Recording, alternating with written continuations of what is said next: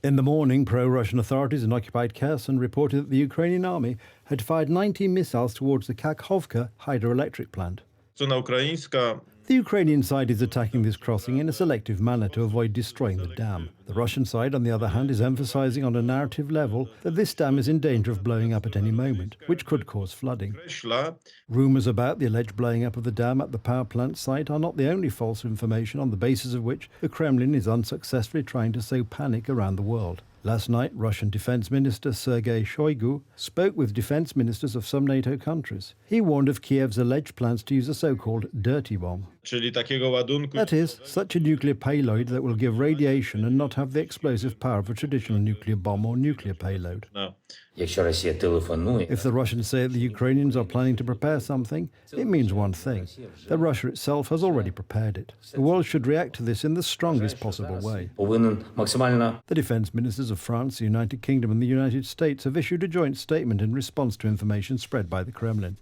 Our countries have made it clear, we do not believe the false Russian accusations about Ukraine dropping a dirty bomb on its own territory. The world can see that such accusations are only aimed at escalating the conflict.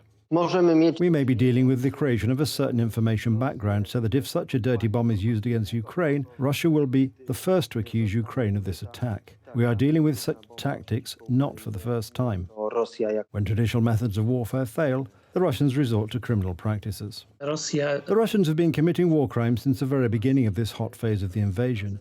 This includes forced deportation as well as theft of children. When the Russians occupied this city, many parents and children were separated. Hungary is expected to support the accession of Sweden and Finland to NATO by mid-December at the latest, according to the head of President Viktor Orban's chancellery. Such a step will be a tangible strengthening of the alliance and could bring the moment of ending the war in Ukraine closer. The sooner these countries join the alliance, the safer it will be in Europe. The safer it will be for Poland. This is a very good decision. This is also a huge geopolitical challenge, for the reason that, de facto, the Baltic Sea will become an internal sea of the North Atlantic Alliance, except for a small fragment that belongs to Russia.